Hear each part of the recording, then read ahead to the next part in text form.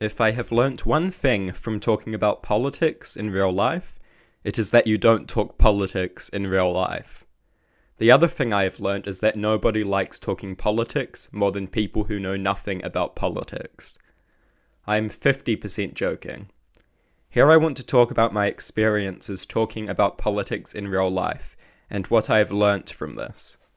I have had countless arguments concerning politics with many people that I know. Some of these have ended with me changing people's minds, and others have ended with them completely hating me. Most people regard me as fairly progressive. Some people have remarked that they be careful what they say around me because they know I will call them out if they say anything stupid. I have spent a lot of time around some very reactionary and simultaneously fragile people, which means arguments of the most aggressive variety are basically unavoidable. When I say very reactionary, I don't just mean they like edgy jokes.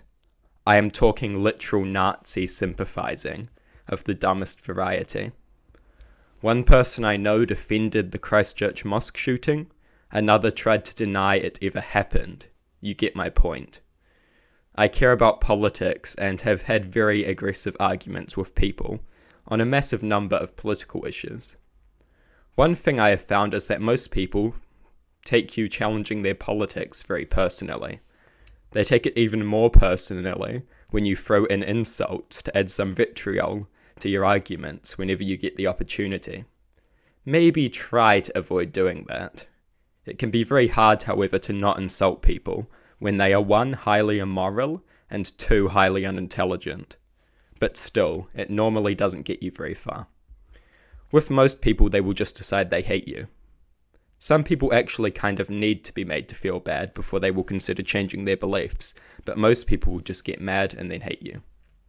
Aggressively shitting on bad political opinions whenever they rear their heads has had limited success. I have moved some people over, and I have made other people completely hate me. It is probably a better idea to be a little more reserved. You can be passionate, but try to avoid making them feel like complete garbage. That normally doesn't work too well.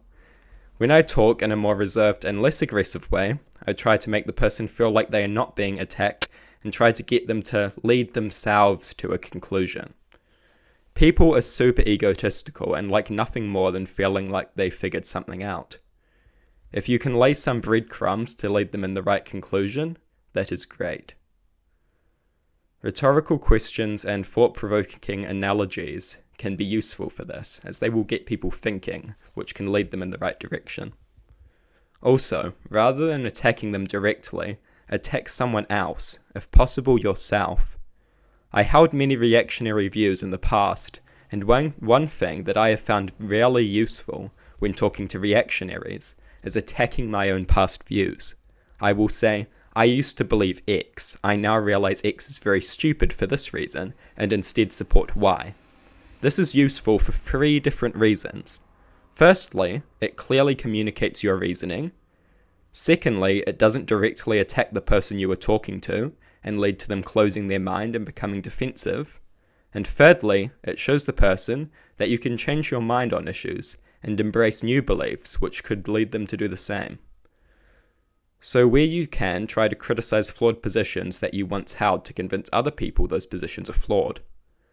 Just have a calm discussion and debate with your past self more than the actual person. I have also found that simply explaining things can be surprisingly useful for changing people's minds and having productive conversations. A lot of people with terrible political opinions are actually reasonable people who are just ignorant of the flaws in their views. Heaps of good people who actually care about freedom, equality, and the like have bad political views simply out of ignorance and a lack of introspection. These people are often surprisingly open-minded, and while not everyone fits into this box, some people do, and a calm conversation can go a long way. Shaming them may make them become close-minded and angry, while a discussion could seriously change their perspective if it's done in a calm and simple way. Sometimes this is just a matter of putting some seeds in their head, some ideas for them to think on, which may grow and make them a better person. Jokes can also be useful. Just making fun of reactionary arguments can be useful. If you do it in a funny way, people may not even understand the underlying politics very well, but will still repeat it. The right jokes can make arguments look stupid before they are even spoken. These jokes can discourage people from speaking arguments or accepting them should they ever encounter them. These are all approaches that I have used. All have been successful sometimes, although some are more successful than others.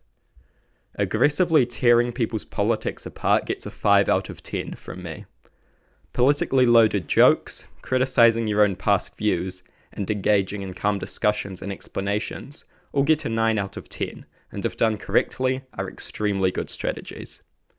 Be confident in your politics. Think about the context you want to talk about politics in, and use whatever strategy you think is most appropriate. Perhaps the most important thing is understanding the context of these approaches. A calm discussion where you explain things and criticize your past views is very useful for talking to a friend or a family member, especially one-on-one. A joke can be very good for poking some fun at an idea and undermining it in a larger social context. In a public exchange, all your favorite debate bro merciless cruelty, indestructible arguments and tricks can effectively be deployed to appeal to the audience. There are of course other strategies of engagement as well, so don't think I am implying these are the only options. Above all, remember that people can be reformed, and even those with the most heinous views are themselves victims of circumstance, who can be won over and reformed.